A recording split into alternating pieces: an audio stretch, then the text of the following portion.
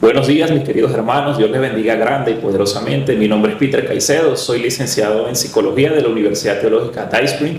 Se pueden comunicar con nosotros al 0424-533-2048 y en esta oportunidad vamos a desarrollar el tema Pecados Sexuales, ¿hay libertad en Cristo?, de la licenciatura Escuela de Consejería. Bueno, ¿qué vamos a hacer? Vamos a comenzar a desmenuzar este maravilloso material que tenemos acá. Vamos a empezar a leer el libro, a ver la introducción, vamos a hablar de cada uno de los capítulos que están contenidos en este material. Vamos a hablar por ejemplo, el capítulo 1, que es el pecado sexual, cuál es el concepto del pecado sexual, cuáles son sus consecuencias. Vamos a ver en el capítulo 2, qué es la adicción sexual.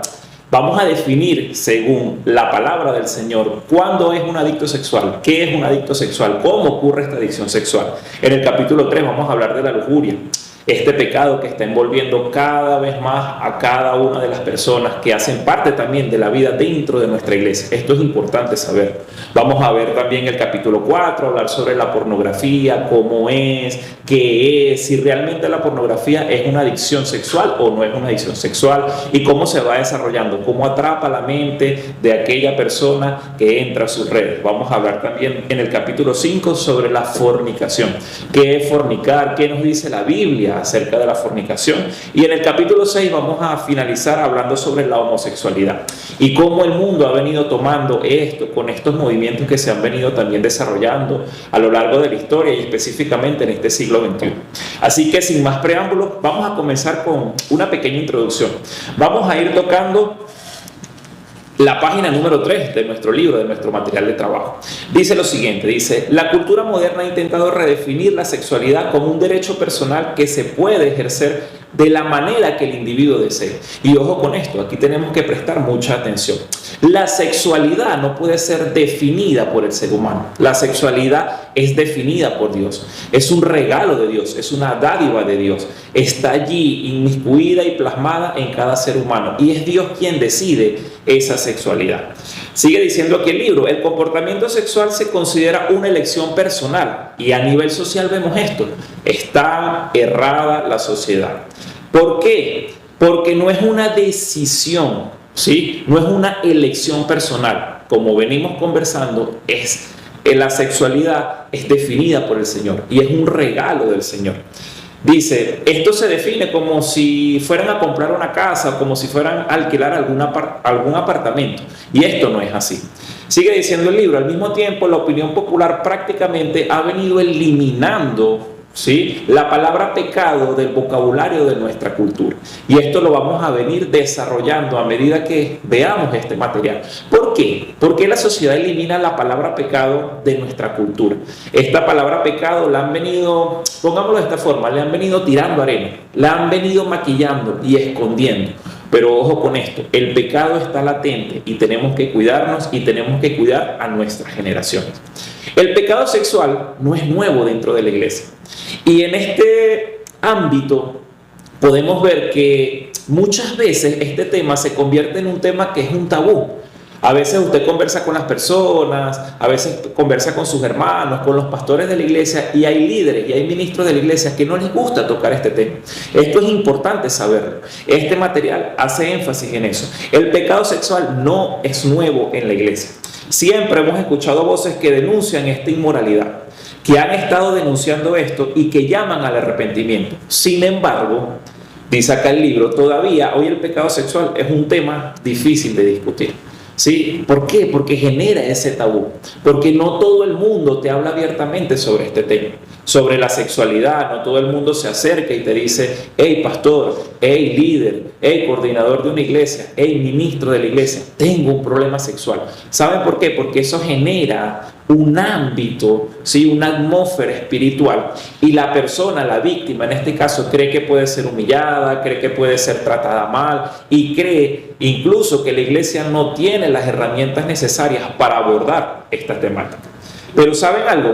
Es hora de que saquemos esto a la luz. Es hora de que nosotros, como hijos del Señor, nos demos cuenta de que este tema de la sexualidad tiene que ser discutido, de que este tema de la sexualidad tiene que ser hablado en nuestra comunidad cristiana. La iglesia no puede seguir ajena a estas adicciones sexuales. No puede hacer como si estas adicciones no existieran, porque sí existen. Es un flagelo que ha venido golpeando nuestra comunidad, es un flagelo que ha venido golpeando el desarrollo de la vida en Cristo. Así que en las próximas páginas vamos a desarrollar estas temáticas. Vamos a comenzar a desglosar el capítulo número 1, que lo podemos encontrar en la página número 4. Este capítulo número 1 se titula Pecado Sexual y vamos a ver cuál es el concepto del pecado sexual, cuáles son las consecuencias, qué es en realidad el pecado sexual. Muchas personas se acercan a mí como pastor, como psicólogo y me dicen, ¿qué es el pecado sexual? En esta clase vamos a definir lo que es el pecado sexual. Dice, hoy el mundo está desesperado y loco por conseguir experiencias sexuales. Y usted lo ve a la vuelta de la esquina. Cada día usted ve que la gente se vuelve loca. Usted mire el ámbito del mundo. La música tiene un mensaje subliminal que te incita a tener relaciones sexuales. Las conversaciones entre jóvenes y adolescentes. Y siempre te van llevando a que tempranamente y de manera errada se abran los ojos a este ámbito sexual. En esta búsqueda, miren, el mundo ha perdido el verdadero rumbo que Dios le da a la sexualidad. ¿Sabe por qué? Porque Dios nos los dio como un regalo, y es lo que veníamos conversando en la introducción. Dios es perfecto, Dios no se equivoca, y Dios tiene un plan para cada uno de nosotros. Y la sexualidad es ese regalo, esa dádiva que nosotros debemos disfrutar con una pareja, con una esposa y dentro de un ámbito armonioso del matrimonio. Dicen los cristianos no están exentos a involucrarse en estos líos sexuales. Ninguno de nosotros está exento a hacerlo. La palabra del Señor dice, aquel que se cree que está firme, ¿qué pasa? Que se cuide de no caer. Así que usted que me está viendo, que me está observando, y yo también tengo que cuidar. Tenemos que cuidar a nuestra generación, porque vuelvo y les repito, este flagelo está atacando a nuestra iglesia. El mundo está sembrando esa semilla de inmoralidad sexual por doquier, pero ¿sabe algo? Lo que usted siembra, usted va a cosechar. Y si usted abre sus ojos, sus oídos y abre sus sentidos a recibir esa semilla, es lo que va a empezar a crecer y a florecer en su corazón. Si se siembra este tipo de semilla, va a ser una siembra de mala calidad. Va a ser una siembra donde usted va a cosechar muerte espiritual y también consecuencias físicas que le pueden llevar a una muerte física. Dios ordena que hagamos algo con el sexo, con el ámbito sexual, y es que sigamos sus líneas, sus directrices. Esto es un mandamiento, es un mantenimiento de pureza que debemos tener en cada relación. ¿Sabe por qué? Porque necesitamos cosechar los beneficios de Dios. Entonces, ¿qué es el pecado sexual? Afortunadamente nosotros los hombres no tenemos el derecho de definir qué es el pecado sexual o qué es el sexo. ¿Sabe por qué? O qué es el pecado como tal. ¿Sabe por qué? Porque Dios fue quien nos creó, y quien tiene el derecho de definir qué es bueno y qué es malo es el Creador. Quien tiene el derecho de definir lo que está bien en el ámbito sexual y lo que no está bien en el ámbito sexual es nuestro Creador, nuestro Dios, nuestro Padre, nuestro Señor Jesucristo. Cuando Dios creó al primer hombre, ¿quién fue? Adán, ¿cierto? Y le trajo a la primera mujer, Eva, los unió en matrimonio, y el Señor declaró que esto era muy bueno. Y eso lo podemos leer ahí en las Santas Escrituras, en el libro de Génesis, capítulo número 1, del versículo 31 en adelante, en el capítulo 2, verso 18, hasta el verso 24. Podemos ver la creación. El Señor creó al hombre, ¿sí? Y ciertamente dijo, es bueno. Lo colocó en el jardín del Edén, pero también dijo, no es bueno que el hombre esté solo. Y le creó una compañera. ¿Una compañera para qué? Para que tuvieran esa intimidad, esa relación, estuvieran juntos y en armonía. ¿Qué hicieran? En armonía, gozaran de los privilegios, de la bendición de estar en el Edén y empezaran a multiplicarse, para que ellos empezaran a ¿qué? A procrear y a llenar la tierra. Entonces el Señor hizo esto, nos bendijo. Dijo, Dios creó una unión entre el hombre y la mujer y los llamó una sola carne. Y mucho más adelante, en los otros capítulos, vamos a ver que cuando estamos en el ejercicio de la función sexual, literalmente, físicamente, desde un ámbito fisiológico y desde un ámbito psicológico, nos volvemos una sola carne. Cuando estamos en ese acto sexual somos una sola carne. Y esto es importante saberlo, porque la Biblia nos da detalles claros de ellos. Sigue diciendo el libro y nos deja una pregunta que es importante definirla. Dice, ¿por qué es tan importante la violación de esos límites que Dios nos deja? ¿Sabe? La primera pista que Dios nos da está en Génesis capítulo 2, versículo 24, con la palabra una sola carne que acabo de mencionar. Es importante saber que somos uno solo y que cuando cometemos un pecado dentro del ámbito sexual, hacemos daño no solamente al espíritu, ojo, vuelvo y repito, también a nuestro cuerpo. ¿O acaso olvidáis que vosotros sois templo y morada del Espíritu Santo? Dice Pablo. Nosotros somos templo y morada de Dios. Y al cometer este pecado le hacemos daño a nuestro cuerpo y literalmente estamos dañando el templo y la morada del Espíritu Santo. Dice, hay un gran poder unificador en la unión sexual. Dios la diseñó para involucrar no solo a los cuerpos, ojo con esto, sino también a los corazones y a las vidas. El sexo fue diseñado para consumar la unión de por vida entre un hombre y una mujer. ¿Sí? Este acto, por lo tanto, nosotros debemos convertirlo como en algo íntimo, como en algo sagrado. ¿Cuál es la finalidad? Tener una familia, tener, ¿sí?, nuestra descendencia. Esta poderosa fuerza también da lugar a una nueva vida.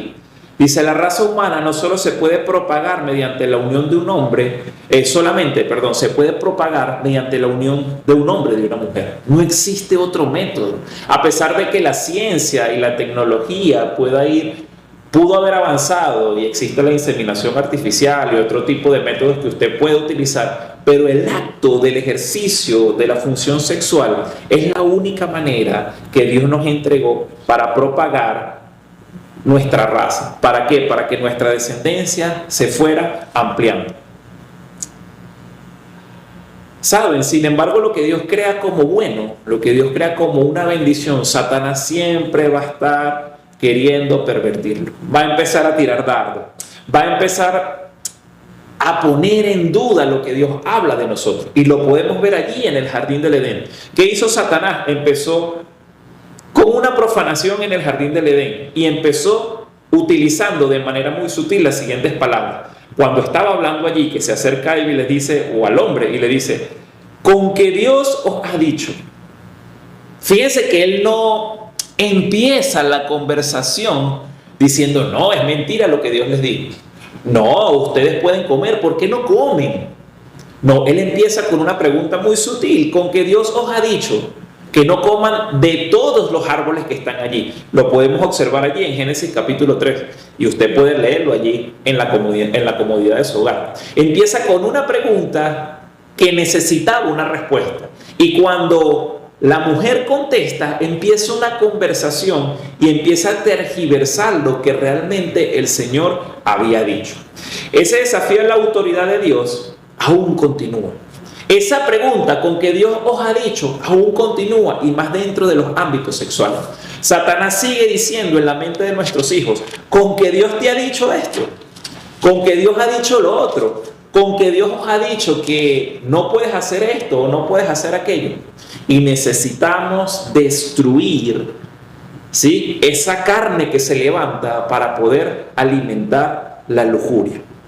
Cuando nosotros utilizamos la sexualidad para darle rienda suelta a la carne, para darle rienda suelta a la lujuria, rebajamos la belleza que existe en este poderoso don, en lo que Dios nos ha regalado. Y literalmente estamos desafiando a aquel que la creó.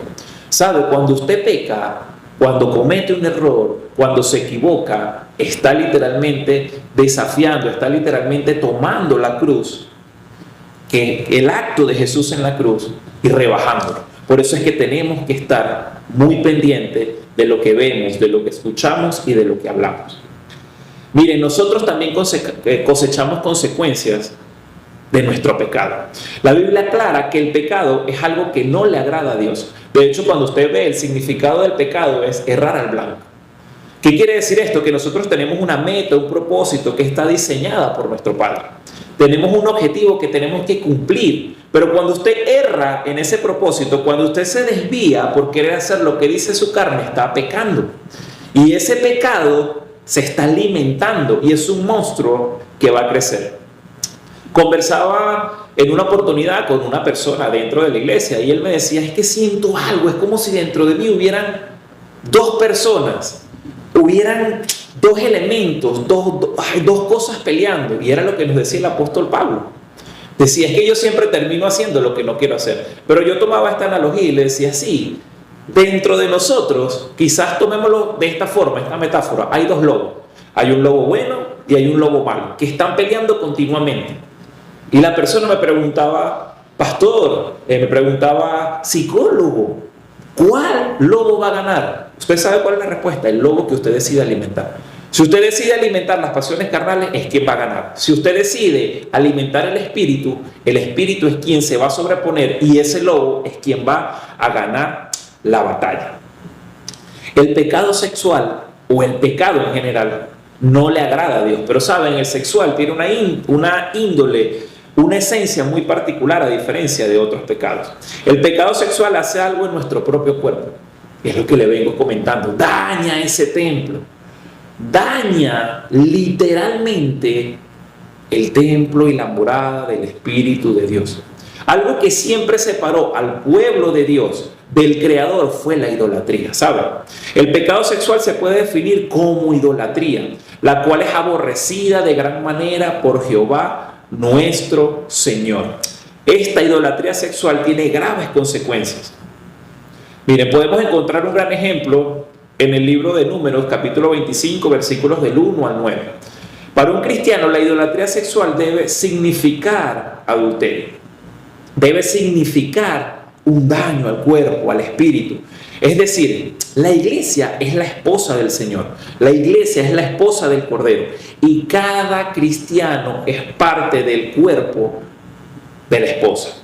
¿Sabes? Si la esposa se va tras otro, comete adulterio. Y el Señor lo hace. Cuando conversa, Él compara, ¿sí?, la iglesia de Jesucristo con el matrimonio. Porque la iglesia es la novia. Y el novio es nuestro Señor Jesucristo. Si nosotros como iglesia nos vamos a otro sitio, si nosotros como iglesia nos alejamos del Señor, cometemos adulterio. ¿Sabe por qué? Porque no estamos con el esposo, sino que vamos a buscar satisfacer nuestros deseos carnales. El pueblo de Israel lo hacía. El pueblo de Israel siempre se iba a través del pecado. Se iba a buscar. Dice la palabra del Señor que se encontraba Moisés con el pueblo ya casi llegando a los límites de la tierra prometida. Y Moab tuvo una estrategia y envió a mujeres al campamento. Al enviar a estas mujeres, los hijos de Dios, los hijos de Israel empezaron a acostarse con estas mujeres, empezaron a profanar lo sagrado. El ámbito sexual se distorsiona. ¿Y qué pasa? El Señor ve el pecado de Israel y eso trae consecuencias. Consecuencias grandes, consecuencias que empezaron a tomar factura y que el pueblo de Israel tuvo que pagar. ¿Cuáles son entonces las consecuencias del pecado? Pero nos dice el libro, tenemos dos consecuencias, las físicas y las espirituales. Podemos ver lo que le pasó al rey David en 2 de Samuel capítulo 11 y ahí lo podemos describir. Cuando David cae, ¿sí?, cuando David peca, cuando David está viendo a Betsabé, ojo, en un tiempo donde los reyes iban a la guerra, empieza diciendo las escrituras, él no decidió ir, él decidió quedarse y allí entró Satanás muy sutilmente y empezó a disparar los dardos. Vio a Betsabé, cometió el pecado que todos conocemos, cayó en fornicación con ella. Vemos cómo hay ese ámbito sexual o hay un ámbito sexual que se distorsiona y eso le trae consecuencias desde un punto de vista físico y desde un punto de vista espiritual. Las consecuencias de este pecado afectaron a la familia de David. ¿Sabe por qué? Porque murió su hijo, ¿sí? Murió su hija, ¿sí? Aparte de eso, perdió su reinado porque Absalón se levantó en contra de lo que estaba pasando y perdió su reinado. Incluso el profeta Natán se lo dice: tú vas a tener consecuencias de esto y va a pasar lo que tú hiciste a escondidas, dice el Señor, a ti te pasará en público, ¿sí? Entonces todo esto a causa del pecado sexual le tuvo consecuencias. Aparte de eso, el hijo que tuvo con Betsabé muere. Y aquí lo podemos ver en el libro. Bueno, Absalón mató a Amnón. Aquí podemos ver a Absalón y Adonías murieron al intentar tomar el trono de David, su padre. Primero muere Absalón, luego muere Adonías. Y vemos las consecuencias. Pero ¿sabe algo? Tenemos una luz de esperanza. Porque David nos enseña qué debemos hacer si llegamos a cometer un pecado sexual, si llegamos a caer en este flagelo tan fuerte, arrepentirse y buscar la presencia del Señor. Y no me apartaré de ti, y no me voy a alejar de ti, y no te voy a soltar, decía Jacob, hasta que tú me bendigas. Entonces, Dios nos enseña, porque Dios también creó los límites para nuestro bien. ¿Para qué? Para que pudiéramos disfrutar de su regalo como fue diseñado, ¿sí? En matrimonio, en unión marital. El pecado sexual destruye la imagen ¿de qué? Del pacto inquebrantable que Dios sostiene con su pueblo. La Biblia utiliza el matrimonio como una metáfora para describir esta relación del pacto que Jesús tiene con la novia. Y lo comentamos anteriormente. Es un pacto, es una unión. Vosotros sois la novia y Jesús es el novio. Vamos a estar unidos con Él. Necesitamos entender que no solamente atentamos contra nuestro cuerpo o nuestro espíritu, sino que también alejamos al Señor de nosotros. En el Antiguo Testamento, Dios frecuentemente compara al rebelde de Israel con la esposa rebelde, utilizando el adulterio como imagen del más atroz de los pecados. Y los podemos describir allí en Jeremías capítulo 3, verso 6. Sigue acá diciéndonos el libro, en la página número 7, dice: el pacto matrimonial ilustra básicamente ese pacto inquebrantable de Dios, o que Dios tiene con nosotros. Mantener relaciones sexuales fuera de ese matrimonio viola, ojo con esto, rompe, destruye la intención de Dios y acarrea graves consecuencias. Eso contamina. El pecado sexual literalmente mancha, destruye, tiene un significado espiritual. En una oportunidad también conversaba con una persona acerca de estos pecados sexuales, y yo le ponía un ejemplo y le decía: mira, imagina que tú tienes una hija, la vistes de blanco en sus 15 años, ella está en sus 15 años, ella va a sus 15 años, pero después tiene un grupo de amigos que no son cristianos y ella quiere irse a una fiesta, te pide permiso y tú le dices: no te voy a dejar ir. Tu hija se molesta contigo y te dice: ¿pero por qué? Y tú trabajas en una mina y le dices: ven, acompáñame. Te la llevas así vestida de blanco, vas a la mina y le dices: ven, observa lo que estoy haciendo. Y tu hija sigue diciendo: pero es que yo no me voy a involucrar con ellos, yo solamente voy a ver. Y tú le dices: ok, ven conmigo, solamente ve y observa lo que yo hago en mi trabajo. Y ella, vestida de blanco, va contigo y empieza a observar todo el trabajo que haces en la mina. Al terminar tu horario de trabajo, te la llevas y tu hija se sube al carro y te dice: mira, se ensució mi vestido. Allí podemos ver un ejemplo claro de lo que es el pecado. Tú le dices: sí. ¿Y trabajaste? No. ¿Entraste conmigo a las cuevas, a las minas? No, solamente me quedé observando. Y el polvo me ensució. Así pasa con el pecado sexual. Solamente ver, solamente abrir tus ojos, solamente no correr y huir, como dice la palabra del Señor, ante el deseo sexual, ante las pasiones juveniles, te mancha y te ensucia. No es necesario ejecutar el acto, porque si tú abres tu sentido, automáticamente te estás manchando. Pero quiero decirte que tenemos un Señor todopoderoso que nos limpia y que nos vuelve a llevar a santidad. Este pecado tiene un significado espiritual. Casi todos los libros de la Biblia rechazan la inmoralidad sexual, indicando que Dios la considera un pecado grave. Cometer un pecado sexual se opone directamente a la voluntad de Dios, a lo que Dios quiere hacer con nosotros. Pero cuando el sexo se da fuera, o cuando el sexo se da fuera de la relación matrimonial, es pecado. Sabemos que es ¿qué? Adulterio. Pero las reacciones químicas que se generan en el momento del acto sexual son intensas, ¿sabe? Usted no solamente, como les decía, se une fisiológicamente a alguien, no, sino que también hay feromonas que se despiertan. Estas hormonas generan sensaciones. Esos son estímulos que usted va percibiendo y que su cerebro va captando y literalmente él va aprendiendo automáticamente de lo que se está realizando.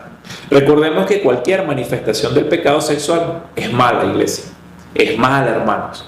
Es mala porque hace daño al cuerpo y al espíritu. Cualquiera que sea ese pecado, la masturbación, el adulterio, la fornicación, la pornografía, bien sea una persona que no tiene ningún tipo de pareja, pero que entra en fornicación con alguien, bien sea en adulterio, tú tienes tu pareja, pero rompes ese vínculo matrimonial por acostarte con alguien, son pecados que van a esclavizarte.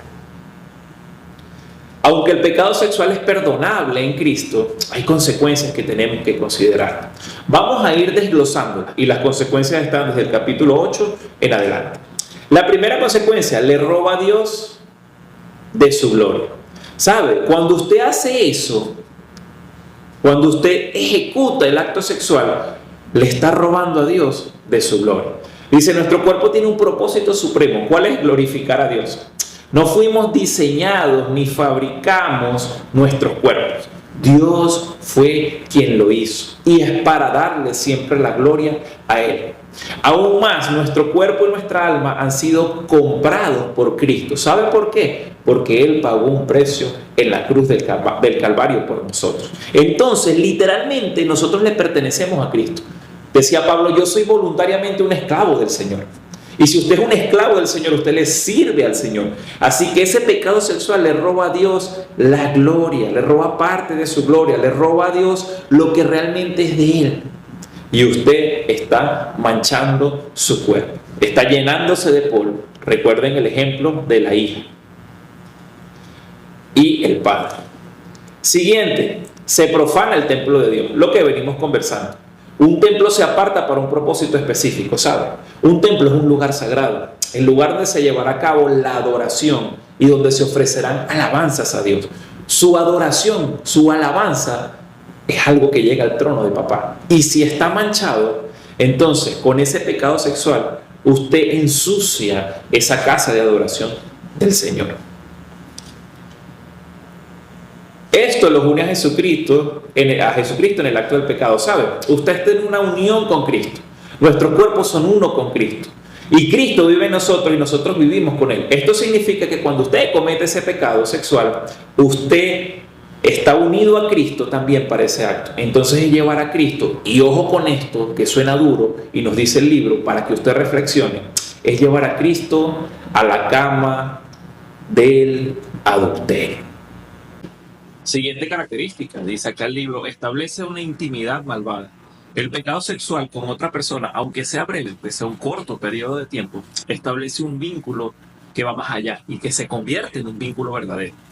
Nos volvemos uno con ellos, y lo dice el apóstol Pablo cuando escribe la carta a Corintios, a la iglesia en Corinto, y podemos observarlo.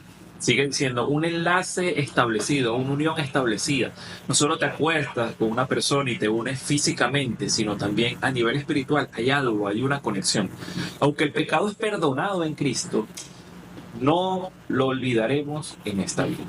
Siguiente característica, es excepcionalmente autodestructivo. Y ojo con esto, nos destruye. Y es autodestructivo porque lo comete usted y se va destruyendo poco a poco a medida que pasa el tiempo. Dice, el pecado sexual es un pecado que es único contra el propio cuerpo. Y el apóstol Pablo lo explicaba. Usted está profanando el templo, usted está dañando el templo, usted está destruyendo el templo. ¿O acaso ignoráis, vuelvo y le repito, que vosotros sois templo y morada del Espíritu Santo de Dios? Destruye internamente una persona como ningún otro pecado. Se conecta con la característica anterior, el elemento anterior, es autodestructivo.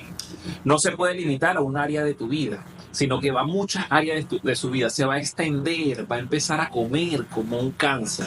Por eso es que pudiéramos determinarlo como el cáncer de esta sociedad desde un punto de vista espiritual. Dice, el que comete adulterio no tiene entendimiento, destruye su alma el que lo hace. Proverbios 6, 32. Siguiente característica, aflige profundamente al Espíritu Santo, lo entristece, lo contrista. Dice que le duele. Dios no es un robot. Recuerden que el Espíritu Santo es una persona, tiene características, está allí viviendo en nosotros, que está con nosotros y sobre nosotros. Y el cometer un pecado, profanar su templo, es literalmente herirlo, causarle ese daño y esa tristeza. Él puede ser profundamente herido por este pecado y es herido o fue herido por el pecado de su pueblo. Dice, todo lo que no es santo es doloroso para Dios, para aquel que es perfectamente santo, porque usted está comportándose de acuerdo a su naturaleza pecaminosa. Es un mal contra Dios, comete un daño, hace sacrilegios, se está, ¿cómo les diría? Se está ensuciando su cuerpo y su espíritu. Es un mal contra Dios, dice. No todo pecado es igual, no todo pecado es lo mismo. Dice, algunos pecados del Antiguo Testamento requerían la pena de muerte. El pecado sexual es uno de ellos. Es uno de ellos, ojo, requería la pena de muerte. Las personas cuando se encontraban en adulterio, las conseguían en adulterio, eran apedreadas por el pueblo. Entonces es un pecado sexual que daña, que destruye. David no pecó al por menor y lo confesó al por mayor. Él no marcó este pecado. El pecado sexual no es un error o debilidad, es malicia y maldad. Y llévese estas palabras, malicia y maldad. Ojo con estas características.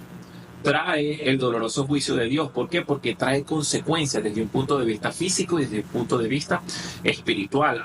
Pierde toda la alegría y gozo. ¿Sabe por qué? Porque usted se concentra en ese pecado. Al su espíritu saber que pecó y el Espíritu Santo contristarse, él mismo lo va a llevar a ese arrepentimiento. Le va a hacer saber el error que cometió. Y eso automáticamente daña su autoestima. El hecho de saber que usted pecó y que después el enemigo utilice esto para decirle, Dios no te va a perdonar, Dios te va a juzgar, eso empieza a dañar tu autoestima, tu autoconcepto, tu autopercepción y empieza a destruir lo que Dios dice de ti, que eres real sacerdocio, nación santa y pueblo adquirido por Él con sangre. Pierdes el poder espiritual, ¿sabes? Te desconecta del Espíritu Santo y el Espíritu Santo es nuestra fuente principal y al desconectarse de Él automáticamente perdemos el poder que Dios nos ha dado, ¿sí? Hace mucho más que si comieras un pedazo extra de pastel y cometieras glotonería. ¿Sabes por qué? Porque es un pecado que atenta contra su cuerpo y contra su espíritu. Se pierde la fuerza física, usted comienza a tener y a darse cuenta de que se le está absorbiendo su vitalidad. Esa fuerza física, esa fuerza fisiológica, ese crecimiento y desarrollo físico que ha tenido, empieza a verse lastimado por este pecado sexual. Empieza también a abrir sus ojos a ese ámbito del sexo que es distorsionado. Pierde recursos financieros porque en muchas ocasiones esto se convierte en una adicción y usted empieza a gastar dinero. Empieza a ver que sus finanzas están mal, que el dinero no le rinde. Característica o es algo característico de que el pecado sexual atormenta su mente, está allí como un pájaro carpintero, siempre dando allí, y el enemigo va a empezar a utilizar esos dardos, como les dije, para hacerlo alejarse del propósito de Dios. Va a arruinar su testimonio ante otros, ¿saben? El testimonio es muy importante. El testimonio es importantísimo. ¿Sabe por qué? Porque usted también muestra a Cristo a través de su testimonio, de su comportamiento, de sus actitudes, de la forma de tratar a las personas, de la forma de tratar a las personas que no conocen a Cristo, de cómo usted trabaja dentro de su ámbito. Y cuando usted daña su testimonio, las personas automáticamente van a ver que hay algo diferente en usted. Y usted es una figura pública dentro de su iglesia. ¿Por qué? Porque usted es un servidor de Cristo y tiene que ser reflejo de Cristo, y los nuevos creyentes quieren comportarse como usted se comporta. Cuando caemos en estos pecados sexuales, hay esa distorsión y hay ese daño a la imagen. Trae también una descalifica el ministerio. ¿Sabe por qué? Porque empiezan a decir, ¿y eso que es cristiano? ¿Y eso que es líder? ¿Y eso que es el pastor? Y empieza a descalificar el ministerio que Dios le ha entregado como una bendición. Empieza a ver ese señalamiento, esa agujita allí diciéndole, pero es que este es cristiano y cometió este error. Pero es que los cristianos quizás se comportan de esta manera y su ministerio se va a venir abajo. ¿Sabe algo? Un ministerio es el servicio al Señor. Es algo que Dios le ha entregado para que usted sirva a los demás a través de los dones que Dios te regaló. Y cuando usted cae en esta inmoralidad sexual, en este pecado sexual, eso se destruye. También es causa para que otros tropiecen y otros se equivoquen, ¿sabe? Porque como le dije, ven su ejemplo. Y si él lo hizo, yo también lo puedo hacer. Y si él lo hizo y, y persiste en la iglesia y no tiene consecuencias, entonces yo también puedo hacerlo. Ojo, ojo, porque el Señor dice, hay de aquellos que hacen tropezar a mis hijos. Quebranta el voto que hiciste con tu cónyuge ante el Señor, ¿sabe? Usted cuando se casa para toda la vida. Y al hacer y al cometer inmoralidad sexual, usted rompe básicamente ese pacto que está haciendo con su pareja, ese pacto de que juntos, en las buenas y en las malas, juntos hasta la muerte, ese acto de pureza se ve mancillado. ¿Sabe por qué? Por ese pecado sexual. Expone una falsa espiritualidad. Dice la inmoralidad sexual no sucede simplemente. Hay una descomposición de los cimientos, de la base espiritual de la persona. Cuando usted tiene ese tiempo de ocio, y vamos aquí otra vez a David. David estaba en la época donde los reyes iban a la guerra, perdiendo el tiempo allá arriba, en la azotea, en el lugar, en su castillo, en su sitio. ¿Y qué pasó? Empezó a ver a Betsabé. Y ese tiempo de ocio lo llevó ¿a qué? A cometer el pecado. Cuando hay una base no sólida en la parte espiritual, cuando tú no tienes intimidad, comunión, conexión, no tienes coinonía con el Espíritu Santo de Dios, empieza el enemigo a tirarte dardos con Isaac. Rompe muchos otros mandamientos divinos. No solamente el mandamiento de no fornicarás o no estarás con otra persona, sino que también estás deseando a la mujer de otra persona. Poniendo el caso o el ejemplo que te hayas acostado con una esposa, ¿sí?, de otro hombre. Y empieza ese ámbito espiritual a verse dañado y a verse corrompido por este pecado. Puede conducir al embarazo también, a enfermedades de transmisión sexual. Siempre conduce a otros pecados, no solamente al pecado, al acto sexual, sino también puede llevarte a la pornografía, puede llevarte a la masturbación de manera desenfrenada, puede llevarte a la lujuria. Otra característica es que invita a la confrontación dolorosa de los demás, ¿sabe? David enfrentó uno de los momentos más humillantes de su vida como consecuencia del pecado sexual. Lo dice acá el libro. También lo conseguimos en las Escrituras, en 2 de Samuel, del capítulo 12. Lo pueden allí leer.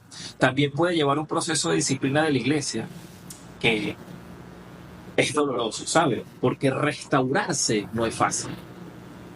Dios restaura, pero usted tiene que vivir la consecuencia de su pacto. Le da a los enemigos de Dios una causa para blasfemar porque empiezan a burlarse de usted. Pierde influencia espiritual con los demás. Y sabe, esta influencia espiritual es un punto clave porque usted lo ven como una figura dentro de la iglesia. Si usted es un líder, si usted es un pastor, si usted es un servidor, y empieza a perder credibilidad. Vamos a continuar con el capítulo número 2 del libro y nos habla de la adicción sexual. Ya conocimos un poquito qué es el pecado sexual, cuáles son sus consecuencias, pero aquí nos vamos a centrar en esto, que es la adicción. La palabra adicción, lo que significa una adicción sexual. Mire, es una enfermedad que involucra cualquier otro tipo de actividad sexual que es incontrolable. ¿Sabe por qué es incontrolable? Porque se vuelve algo adictivo. Usted enseña literalmente a su mente a llenarse de eso. Hay un vacío que usted está llenando, hay una debilidad espiritual que usted está llenando con cosas incorrectas. Y el cerebro está aprendiendo literalmente a saciar esos deseos que son carnales a través de un acto impuro, que es que el sexo desenfrenado. Y esto se vuelve una adicción. Dice, debido a que el adicto no puede controlar su comportamiento sexual, eventualmente resulta consecuencias negativas. Un adicto no va a poder controlarlo. Él cree tener el control, pero realmente no lo tiene. ¿Sabe por qué? Porque el pecado lo está dominando. Porque ese acto que se convirtió en una adicción está dominando el desarrollo de su vida. Miren, ellos tienen la incapacidad completa de abandonar el ejercicio de la función sexual de manera errada o de abandonar ese acto pecaminoso, porque a pesar de que creen tener la fuerza, no pueden hacerlo. Hay algo que los domina. Empiezan a tener síntomas o una sintomatología clave, es el síndrome de abstinencia. Su cuerpo literalmente les pide que lo hagan, que caigan en pecado, porque ya se volvieron adictos. Esos intentos de controlar las vidas, ¿sabe qué hace? Impide de controlar algo que usted no puede, impide que usted confíe en Dios, teniendo en cuenta que Dios siempre cuida de nosotros. La adicción proporciona un escape de los sentimientos, ¿sabe? Muchas personas cuando se vuelven adictas y cuando tú conversas con ellos, dicen, no, es que fue una vía de escape que yo tuve para salir de mi realidad, para salir de mis problemas, de mi eventual sufrimiento. Y esto es una mentira del diablo. Nuestro único escape y nuestro único camino en la verdad y la vida es Cristo Jesús. Cuando usted hace a Cristo dueño de su vida, empieza a fluir en el Espíritu Santo y usted lleva todas sus peticiones al Padre y usted lleva todo lo que usted es a su presencia y Él empieza a mostrar, empieza a ordenar y empieza a limpiar su camino. Nuestra naturaleza pecaminosa es heredada y lo podemos ver cuando el hombre se equivoca, el hombre peca, ¿cierto? Y eso pasa de generación en generación, porque por eso lo llaman pecado original.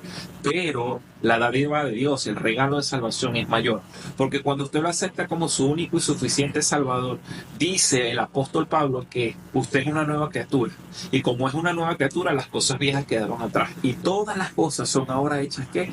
Nuevas. Usted tiene que tener la mente de Cristo. Las adicciones destruyen vidas, separan la familia, arruinan las carreras, hace realmente que el pecado consuma todo lo que usted tiene, no solo espiritual, no solo físicamente, sino también con su entorno. Incluso yo me atrevería a decir que se convierte hasta en un problema de salud pública, porque no solamente afecta a sus semejantes, a sus parejas, sino afecta a los hijos, afecta a los padres, afecta a tu entorno completo, desde un punto de vista familiar, también afecta a tu desarrollo espiritual y eso te va dañando. El pecado tiene consecuencias, hermano. La mayoría de los adictos al sexo experimentan una vergüenza que es devastadora, pero no se atreven a confiar en un pastor, no se atreven a confiar en un líder. ¿Sabe por qué? Porque piensan y el enemigo les hace pensar que van a ser humillados, que van a ser avergonzados, que van a ser tomados como un ejemplo negativo. Mire, Adán y Eva pecaron, ¿sí? Pero antes de pecar ellos estaban desnudos en el Edén y ellos no sentían vergüenza, pero cuando llegó el pecado, ¿qué llegó? La vergüenza consigo. Tanto así que el Señor tuvo que hacer un sacrificio para poder vestirlos, para colocarles pieles. ¿Para qué? Para que ellos pudieran tapar su vergüenza. Pero recuerden que ese sacrificio que es sinónimo de nuestro Señor Jesucristo, Él va a tapar ese pecado, no a taparlo, a limpiarlo, a purificarte, a darte una nueva oportunidad y a decirte que eres salvo y nueva criatura en el Señor. El pecado, dice aquí el libro, en la página 17, es más que una lista de comportamientos inmorales. Es la falta de relación con Dios y los comportamientos destructivos cometidos como resultado. ¿Sabe? Lo venimos conversando. Tiene que tener una buena vida espiritual para no caer en este tipo de pecado. Vamos a hablar sobre la adicción sexual como enfermedad. ¿Es una enfermedad? No es una enfermedad. Pudiera decir estoy enfermo si soy un adicto sexual. ¿O conocen algún adicto sexual que pudiera decir estoy enfermo? Miren, la adicción sexual es una enfermedad. Tanto la adicción sexual como la enfermedad tienen síntomas que son observables. ¿Sabe por qué? Porque fisiológicamente usted lo expresa. Las personas se ponen nerviosas, tienen el síndrome de abstinencia, empiezan a sudar, empiezan a empeorar eventualmente y los lleva a una muerte espiritual y empiezan a sufrir daños físicos.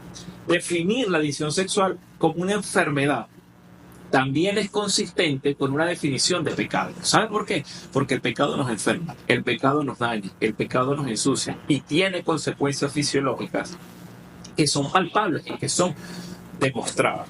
Cuando pecamos, nosotros no confiamos en Dios. Preferimos tomar las vías alternas. Preferimos decir, no, nadie me va a entender, guardo esto, no voy al Padre porque no soy digno, siento vergüenza y continúo en ese círculo vicioso. Al igual que una enfermedad, la pecaminosidad es un proceso degenerativo. ¿Sabe por qué? Porque va avanzando y te va comiendo poco a poco. Y la Biblia nos advierte continuamente que podemos hundirnos más y más en el pecado. La pecaminosidad eventualmente, ¿sabe qué puede hacer? Matarnos, destruirnos, dañarnos. Porque recuerden, lo que usted siembra, lo va a cosechar. ¿Sabe? Cuando usted entra en este ámbito, literalmente hay una guerra espiritual.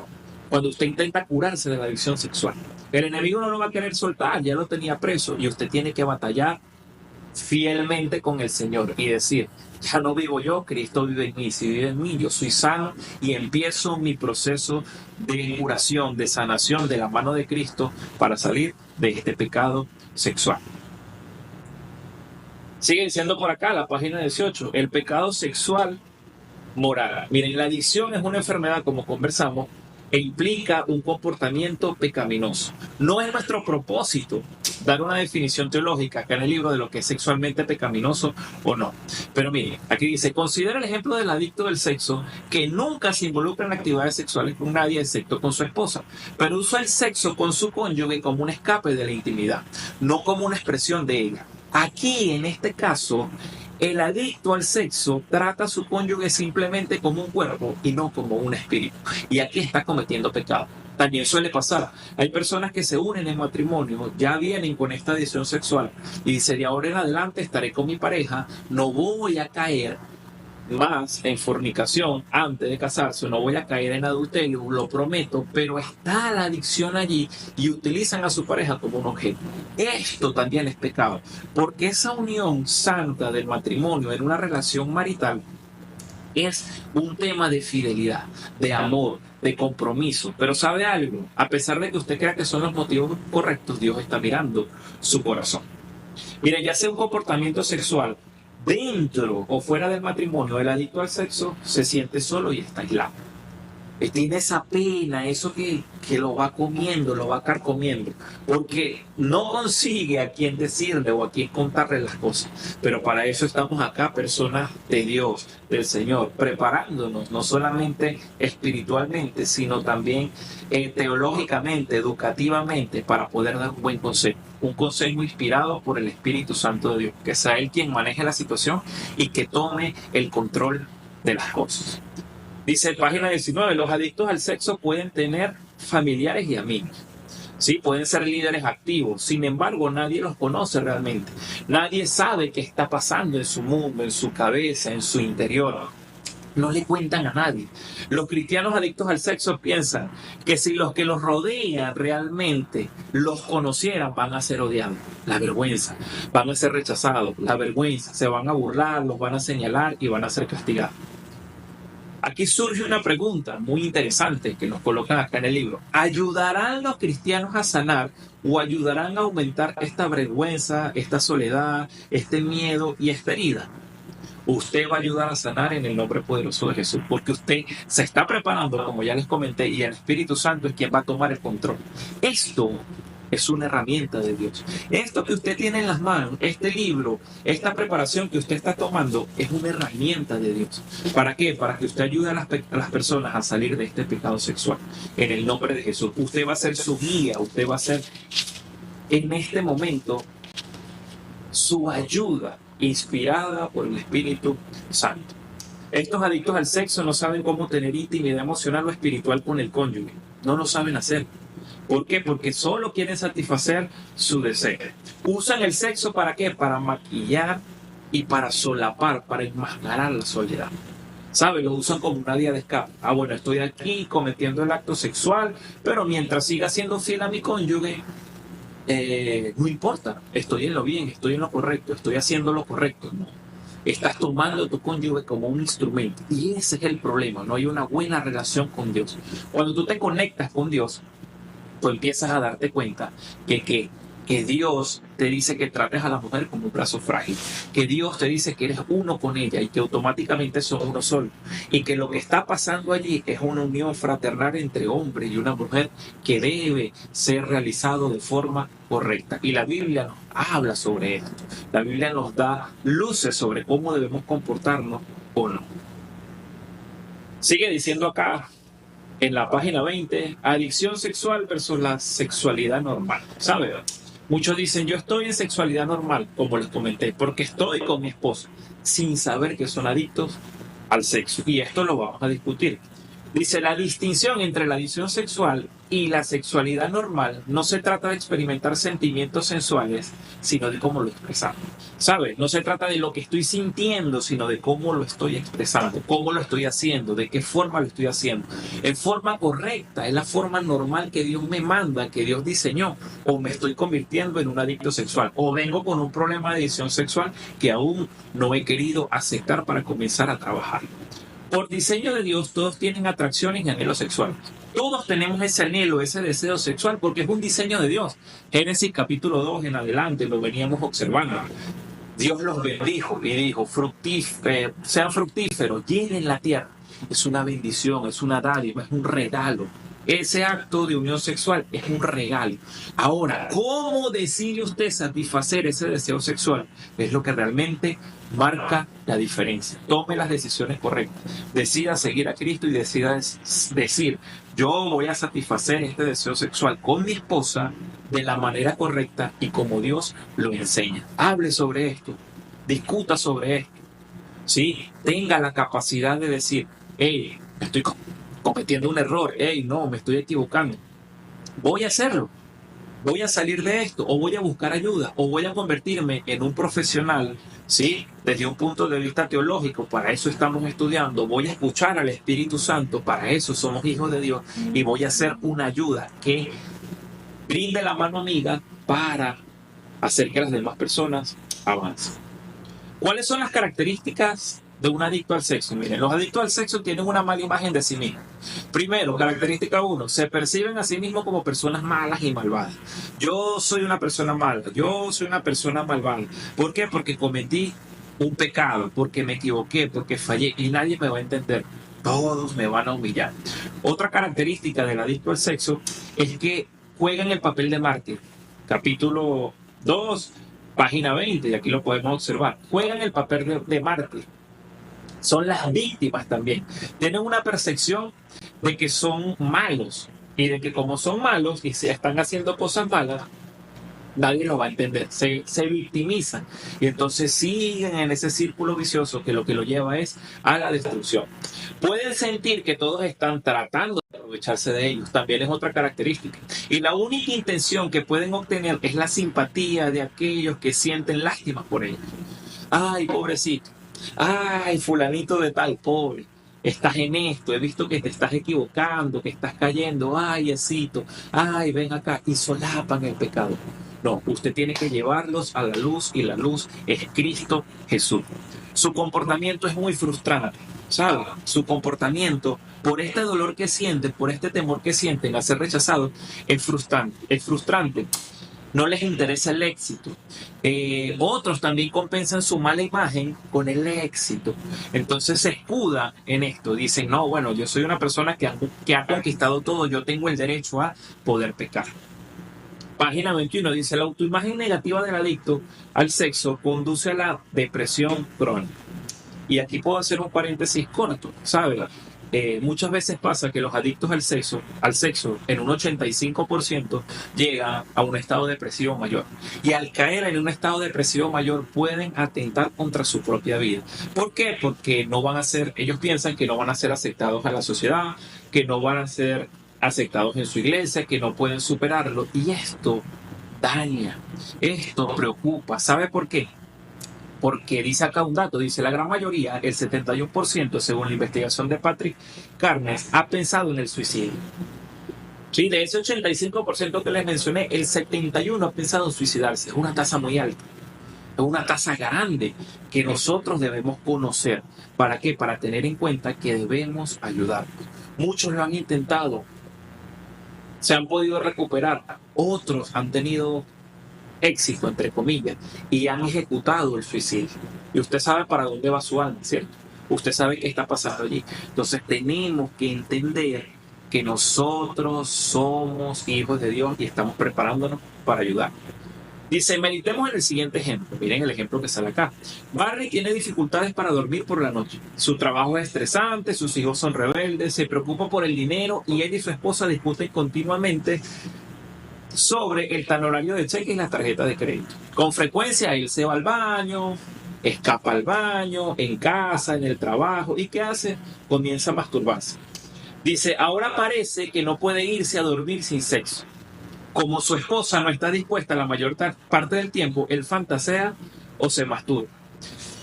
Mire, en este ejemplo muy sencillo nosotros podemos notar cómo el tratar de escapar de las dificultades hace que las personas sean arropadas por este ámbito sexual, por este pecado sexual. Muy temprano en la vida de los adictos sexuales, el sexo se ha convertido en una solución para las situaciones dolorosas. Esos sentimientos de placer los ven ellos de manera correcta dentro del sexo, porque hay placer. Se cumple dentro de nosotros algo que nos lleva a un éxtasis y nos hace sentir cosas. Hay feromonas que se liberan, hay energía que se libera y esto nos genera placer. Este placer que el cerebro va captando a nivel que se van desprendiendo ciertos tipos de neurotransmisores como serotonina, dopamina, receptores GABA, hace que esto genere placer, pero estás generando placer y estás dañando tu espíritu y tu cuerpo. Y esto se convierte literalmente en una adicción. Algunos adictos al sexo casados pueden portarse mal consigo mismo o con otros, pero no tener relaciones sexuales con su cónyuge. Y esto es grave. ¿Sabe por qué? Porque usted se une a su pareja. Y esto es una bendición de Dios. En nosotros no puede estar este término que vamos a conocer acá en el libro, que es anorexia sexual. Sigue diciendo acá en la página 23, si creemos que el sexo es sagrado y que es una experiencia muy normal entre esposo y esposa, la anorexia sexual no es aceptable. ¿Y qué es la anorexia? Vamos a quizás a dividir este término. La anorexia es cuando el sujeto, por no querer engordar, por no querer aumentar de peso, se cohíbe de alimentarse. Se cohíbe de consumir alimento, incluso llega hasta bulimia. Si consume alimento, llega a expulsarlo, ¿sí?, a través del vómito. Pero en este caso la abstinencia sexual, esta anorexia sexual, en un punto de vista o en un término del ejercicio de esta función como tal, es negarse a tener relaciones sexuales con su cónyuge. Y esto no es sano, esto no puede realizarse. ¿Sabe por qué? Porque usted le está negando a su cónyuge el don de la sexualidad que Dios le ha dado. Es una bendición para mí, sí, pero también es una bendición para mi cónyuge. Así que muchas personas que son adictas al sexo pueden, por la vergüenza, por el miedo, por el temor, por no querer volver, ¿sí?, a estar abrazados falsamente. Digo yo abrazado falsamente, ¿por qué? Porque ellos creen erróneamente que si no tienen relaciones sexuales con su cónyuge van a ser abrazados otra vez por la adicción, entonces se cohíben de hacerlo. Dice, este tipo de pensamiento se basa en la creencia equivocada de que cuanto más niegas el cuerpo, más espiritual eres. Y esto es mentira. Si usted quiere ser una persona espiritual, usted tiene que conectarse con el Espíritu Santo de Dios. Y ojo con esto, tener en cuenta, ¿sí?, cómo está ejerciendo esa función sexual y cómo está teniendo la intimidad con su esposa. Saben, en el Antiguo Testamento el libro de Cantar de los Cantares es una celebración virtual a la unión sexual entre el marido y la mujer, y lo podemos encontrar en el libro acá en el capítulo 2 que estamos desarrollando en la página 24. En el Nuevo Testamento también lo habla el apóstol Pablo y nos enseña en 1 Corintios capítulo 7 y versículo 3 cómo debe ser, que los esposos y las esposas no deben negarse sexualmente el uno al otro. Entonces los cristianos que son adictos al sexo pueden temer a Dios, pero no porque ellos crean, ojo con esto, en la corrección amorosa de Dios, simplemente tienen miedo. ¿Sabe por qué? Porque saben que están pecando, que están cometiendo un error. El espíritu se entristece, les hace ver su error, pero ellos erróneamente, en vez de buscar ayuda, deciden alejarse de Dios o empiezan a tener ese temor profundo del castigo que Dios le pueda dar. Empiezan a actuar con una forma que trata de manipular a Dios para que no los castigue, y apagan y suprimen estos sentimientos o estos deseos sexuales con su cónyuge, y esto no es correcto. Este fenómeno tiene muchos paralelos con los trastornos alimentarios, de anorexia sexual. Como les venía conversando, los anoréxicos actúan negándose de comer en un esfuerzo por controlar su peso, por no querer engordar, y el anoréxico sexual se niega ¿A qué? A tener relaciones con su esposa en la intimidad y en la bendición que viene de parte de Dios, de manera correcta y sana. Entonces suprime esas emociones, esos sentimientos que desprende el acto sexual, porque creen que de esa manera van a convertirse en personas más santas. Es importante que los cristianos entiendan esto, porque a veces los anoréxicos sexuales usan las creencias cristianas para justificar su actuación y empiezan a desvirtuar lo que está escrito en la palabra del Señor, diciendo no lo voy a hacer, no voy a entregar mi cuerpo. ¿Por qué? Porque quiero ser santo y quiero ser apartado para el Señor. Entonces separan erróneamente el cuerpo y el espíritu, sabiendo que el cuerpo, ¿sí?, somos tripartitos: alma, cuerpo y espíritu. Ellos razonan de esta manera: si el espíritu puede ser liberado de los deseos y tentaciones del cuerpo, una persona será más aceptada por Dios. Y eso es un concepto completamente erróneo. Miren, las iglesias a menudo, cuando ven este tipo de problemas dentro del pastorado, dentro del liderazgo, ¿qué hacen? Los trasladan a pastores que han actuado sexualmente de forma incorrecta, pensando que no repetirán sus comportamientos, porque la vergüenza de ser descubiertos una vez más sería demasiado dolorosa. Sin embargo, esta cura geográfica, esta cura de trasladarse de un lugar a otro, muy pocas veces funciona, porque está la adicción. Usted tiene que tratar la adicción, usted tiene que arrancar de raíz, que el Espíritu Santo arranque todo esto de raíz, porque independientemente de donde esté, en el sitio donde esté, en el lugar donde esté, ahí está la adicción arraigada en su corazón. Muchas veces intentan obtener ayuda, muchas veces los adictos al sexo intentan buscar personas dentro de la iglesia que los ayuden, pero como les decía, muy pocas veces nosotros como cristianos estamos preparados ¿para qué? Para dar un buen consejo. Estamos preparados para, como pastores o líderes, ayudar a estas personas en algo muy interesante que nos dice el libro, que es el juicio moral. ¿Sabe por qué? Porque el juicio moral que ellos tienen o creen que está en su mente trae como consecuencia acciones sociales, y eso los mantiene en silencio. ¿Sabe qué piensan? Mire, ¿a quién le digo? ¿Qué otra persona que no sea mi familia dentro de la iglesia yo le puedo contar algo y no se va a enojar conmigo? No me va a ver mal, no va a decir, no, tú lo que eres es un pecador, o no, tú lo que eres es una persona que no cree ni quiere a Dios, no cree en Dios y no quiere a Dios. Entonces se sienten como con ese sentimiento de que prefiero reprimir las cosas antes de contarlas. Se sienten rechazados. Estos miedos van creando una profunda necesidad de guardar silencio. Guardan silencio. Van guardando silencio. Son como una mina allí debajo de la tierra enterrada que en algún momento van a explotar. Y eso los desespera porque no pueden tener el control de las cosas. Dice, a menudo los adictos tratan de justificar sus comportamientos. También lo veníamos conversando. Eso lo encontramos allí en la página 26. No, yo actúo así porque eso fue lo que aprendí en mi casa. No, yo actúo así porque realmente es lo que yo vengo haciendo para controlar mis impulsos y mis deseos. Miren, también dicen, la gente se aprovecha siempre de mí. En otras ocasiones los adictos empiezan a mentir y dicen, realmente yo no hice esto. Realmente no lo hice por la vergüenza de aceptar. Y más adelante veremos cuáles son los pasos para superar esta adicción. Y uno de ellos, y el principal, es aceptar que tenemos un problema. ¿Por qué? Porque ellos creen que todas las personas siempre están tratando de lastimarlas, cuando no es así. Debemos convertirnos en cristianos que realmente queremos ayudar a los demás. Mire, una de las herramientas de la negación que usa Satanás es el engaño. ¿Sabe por qué? Porque les hace creer que mientras usted más niegue las cosas, más ocultas van a estar y nada ni nadie va a poder sacarlo a la luz. La palabra dice que el Señor conoce todo, conoce nuestros corazones. ¿Y quién conocerá lo más profundo de nuestro ser si no es el Espíritu? Y el Espíritu de Dios está dentro de nosotros. Así que el Señor nos conoce y sabe lo que hacemos, lo que pensamos. Antes de que la palabra salga de nuestra boca, Él ya la conoce. Entonces, ojo con esto. Sigue diciendo por acá en la página 27 que los adictos al sexo tienen grandes dificultades para relacionarse a un nivel profundo y personal con otras personas. ¿Por qué? Por este miedo, por este temor, por esta intimidad, por este deseo que ellos tienen reprimidos que no se lo pueden contar a los demás, por no hacerlos sentir mal también a la otra persona.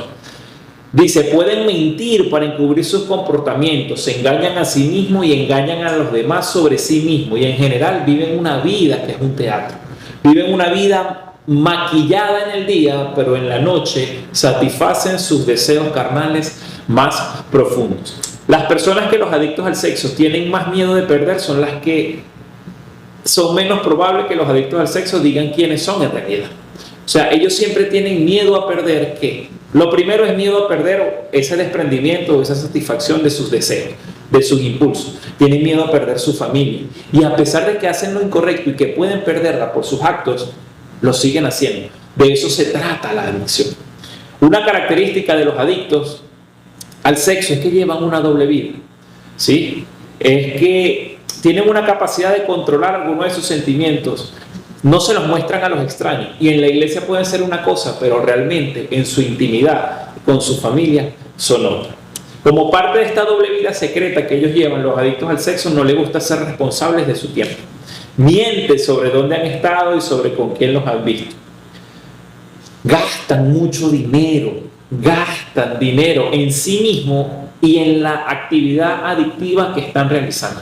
Independientemente sea cual sea, masturbación, la pornografía, salir con otra persona, el adulterio, la fornicación, la prostitución, siempre van a gastar dinero. Los adictos al sexo son resbaladizos, tienen muchos conocidos, pero realmente no tienen amigos. Tienen muchas personas que ellos conocen, pero no tienen un amigo sincero con el cual sentarse a discutir a la luz de la palabra qué es lo que está pasando. Muchos adictos al sexo experimentan lo que también se llama odio de género.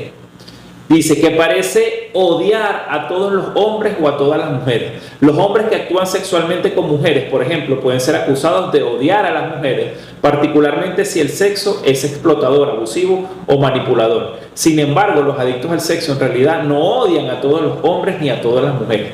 Más bien culpan a las mujeres o a los hombres, en este caso por los abusos sufridos en la infancia. No es que sientan un odio profundo. Supongamos que hayan sido abusados sexualmente cuando pequeños, se abrió una ventana a nivel espiritual y físico para este ámbito sexual. Ellos no odian a los hombres o a las mujeres y por eso se vuelven adictos. Y los maltratan, por ejemplo, no. Sino que simplemente lo que pasa es que ellos sienten ese desprecio hacia ese tipo de personas y empiezan a ver que a través de estas ventanas suplen o pueden suplir unas necesidades y unos deseos. Sigue diciendo por acá, nuestra fascinación cultural por la sexualidad hace que los adictos al sexo vean este acto como algo normal, iglesia, y esto no es nada normal, ¿sí? Es algo que no podemos permitir. Hasta los niños se pueden convertir en adictos al sexo. Hay niños que piensan de manera errada, lo encontramos acá en la página 29, que el sexo es igual al amor. Y esto es mentira. Hay padres que vienen creciendo y cuando la pregunta de oro de todos nosotros los padres, nuestros hijos nos dicen, papá, ¿qué es el sexo? Papá, ¿de dónde vine yo? Y dicen, no, el sexo es amor. No, tú viniste así, así, tu mamá y yo nos amamos y por eso hacemos lo que hacemos. Y distorsionadamente crean una expectativa en el niño, que si usted no los guía en los caminos de Cristo y a los pies de la verdad, el niño puede empezar a querer descubrir qué es el amor, y eso lo relaciona directamente con el sexo. Entonces, acá nos hace una pregunta bastante importante en la página 30. Dice el libro, ¿cómo ser libre entonces de la adicción sexual? Y te pregunto, reflexiona, ¿puedes ser libre de la adicción sexual? Claro que sí, Jesús puede liberarte, Jesús va a liberarte. El proceso de curación de la adicción sexual incluye responder preguntas muy importantes, generar responsabilidades y comprender cómo cambia la gente. Si usted es un adicto al sexo o conoce un adicto al sexo, usted se ha resistido al proceso de curación, es posible que no siempre le gusten las preguntas o los consejos que ofrezca un pastor o un consejero. Y usted tiene que ser directo al momento de hablar, porque usted está hablando con la verdad. Usted está hablando a la luz de las Escrituras. Usted no puede irse por ramas psicológicas, filosóficas, movimientos sociales para abordar el sexo, para que la persona se sienta cómoda y pueda abrirse. Usted tiene que con amor, gracia y verdad llevarlo a la luz de Cristo. Y pasa mucho dentro del ámbito de la psicología. Este tema de la sexualidad se está desvirtuando, se está descontrolando, se está llevando por movimientos sociales que no son correctos. Y tenemos que pararnos con la vara de la justicia y de la verdad para decirle no a estas adicciones sexuales. Un consejo muy importante para el trabajo con personas nuevas que quieren curarse de la adicción sexual, ya sea en consejería individual o en consejería grupal o a través de un taller o un seminario, es comenzar por hacer preguntas espirituales, siempre llamándonos al ámbito espiritual y también más adelante lo veremos al ámbito físico. La primera pregunta que usted le debe hacer es: ¿quieres mejorar? Cuando usted pregunta ¿quieres mejorar?, usted literalmente le está dando en el clavo. En Juan capítulo 5 podemos ver el ejemplo de un hombre que estaba sentado en un estanque, en el estanque de Betesda, el paralítico. Conocemos la historia. Sabemos qué pasa. Jesús llega y le hace una pregunta muy peculiar. Le dice: ¿quieres mejorar? ¿Quieres que te sane? ¿Quieres salir de aquí? ¿Qué estaba pensando Jesús? Pregúntese allí, ¿qué estaba pensando el Señor? El Señor no sabía que él quería mejorar, claro que sí, pero el Señor necesitaba que este hombre internalizara la pregunta y dijera: sí, Señor, yo quiero mejorar, sí, Señor, quiero hacerlo, pero he intentado hacer esto y no lo consigo. Y miren la respuesta del hombre, ahí en la página 30, el hombre le dice: Señor, no tengo a nadie que me ayude a llegar al estanque. Porque en el estanque de Betesda, de vez en cuando bajaba un ángel, las aguas se movían y las personas que llegaban eran sanadas. Y él le dice: Señor, cuando Jesús le dice: ¿quieres mejorar?, él le dice: Señor, no tengo cómo llegar, no tengo quien me lleve, no tengo a nadie que me ayude. Y cuando bajo, alguien se interpone en mi camino. Jesús sabía que para el hombre, o que para que el hombre sanara, tenía que querer cambiar. Lo primero que tú tienes que hacerle entender es que para que tú puedas sanar y salir de la adicción, tienes que querer hacerlo. Tienes que querer hacerlo. La segunda pregunta: ¿de qué tienes sed?, nos dice acá el libro. Y podemos volver a tomar un ejemplo de Jesús en Juan capítulo 4, cuando dice que le era necesario pasar por Samaria y conversó con la mujer samaritana. El libro nos cuenta allí la historia. Allí se encontraba Jesús a solas. Llegó una mujer, estaba una mujer sacando agua, él se la encuentra, la mujer no quería ser avergonzada, por eso sacaba el agua, ¿sí?, en la tarde, al mediodía, para que las otras mujeres en la madrugada, cuando era costumbre de las mujeres sacar el agua, no la vieran. ¿Por qué? Porque había tenido muchos maridos, había tenido 5 maridos anteriormente, o 5 personas con las que convivía anteriormente, y sentía esa vergüenza. Jesús hace una conversación con ella. Jesús empieza una conversación profunda, una conversación cálida, una conversación que le hace entender a la mujer que él era el Mesías. Y le dice: dame de beber. Y empieza: no, pero ¿cómo me pides agua?, le dice a la samaritana, si nosotros no nos llevamos bien, judíos, tú eres judío y yo samaritano. El Señor habla y le dice algo muy particular: si tú bebieras del agua que yo te doy, más nunca tendrías sed. Pregúntale directamente a la persona: ¿de qué tienes sed? Los adictos han estado en un desierto espiritual, ¿sabes? Y en un desierto emocional, y están sedientos hasta el punto de la muerte. Necesitan beber agua, pero ¿qué agua le va a dar a usted? El agua de vida, el agua de Cristo Jesús. Y la pregunta número 3 dice: ¿estás dispuesto a morir a ti mismo? Si alguno quiere ser mi discípulo, ¿qué tiene que hacer? ¿Y qué le decía el Señor? Tiene que morir a sí mismo, tomar su cruz y seguirlo. El apóstol Pablo nos dice que debemos llevar una vida llena de amor. Así como Jesús amó la iglesia y se entregó a sí mismo por ella como sacrificio vivo. Pero también dice que debemos ser imitadores de Cristo, porque nunca podremos ser verdaderamente como Él. Usted tiene que imitarlo. Cristo murió por nosotros, estuvo dispuesto a pagar un precio. ¿Usted va a pagar el precio? Pregúntele abiertamente. Pregúntele, hágale esa pregunta: ¿quieres pagar el precio? ¿Estás dispuesto a morir a ti mismo? ¿Estás dispuesto a entender que esto no está bien? Que quieres cambiar, que necesitas el agua de vida de Jesucristo y que debes romper con la lujuria. Miren, la lujuria es igual al deseo sexual, digámoslo de esta forma, lo dice acá el libro, normal más el egoísmo. Todo sobre la lujuria es idolatría, orgulloso y tiene un ámbito arrogante. La pureza es igual al deseo sexual normal más el desinterés. La forma más alta de desinterés es la voluntad de morir por otra persona. Y piénselo, miren esta pregunta: ¿por quién o por quién estarías dispuesto a morir? La respuesta Para nosotros sería: yo estaría dispuesto a morir por mi hijo, dar la vida por las personas que amo. Entonces, la voluntad de sanar incluye estar dispuesto a morir por algo o por algo. Eso es lo opuesto a ser egoísta. ¿Sabe por qué? Porque cuando usted muere a su adicción, desea que sea sacada de su vida, usted lo está haciendo no solo por usted, sino por la gente que lo rodea, por su círculo. Debe mantenerse en pureza sexual. Empiece con este cambio, ayude a que las demás personas lo hagan. Estos cambios comienzan en la tristeza y el quebrantamiento. Sí, usted necesita llorar, usted necesita derramar lágrimas. Miren el ejemplo de Nehemías. Nehemías capítulo 1, cuando Nehemías era copero del rey y estaba allí, le llega la noticia, dice aquel libro en la página 33, de que están devastando su país, su ciudad está devastada. Nehemías le duele, Nehemías entra en arrepentimiento, Nehemías empieza a llorar, empieza a confesarle al Señor, empieza a pedirle perdón. Hay una tristeza y un quebrantamiento en su corazón. Ante la devastación causada por la adicción, es correcto y saludable llorar nuestras pérdidas. Tenemos que llorarlas, sí, tenemos que sanar, liberar y quitar esas heridas. Si fallamos a hacer esto, o dejar de hacerlo, es estar cargado, ¿sabe? Usted no puede permanecer cargado con el dolor. Usted necesita tarde o temprano liberarse, salir de esto. Y el quebrantamiento, el dolor, la tristeza es algo natural en todo ser humano. Y las lágrimas tienen que brotar para que el Señor vea nuestro corazón humillado y contristo. Usted debe confesar y arrepentirse. ¿Sabe? Nehemías lo hizo.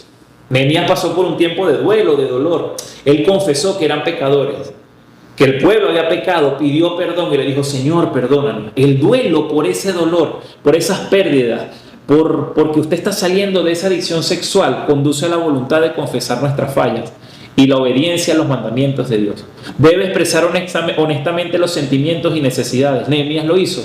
Cuando se acerca al rey y el rey le pregunta: ¿por qué estás triste?, él expresó su necesidad. Señor, por esto, porque mi país, mi pueblo está pasando por esto, mi ciudad está pasando por esto, necesito reconstruirlo. ¿Sabe? Para sanar debe aprender a expresar sus sentimientos y manifestar su necesidad emocional y espiritual. Necesito hacerlo, necesito salir, ayúdenme, necesito ayuda.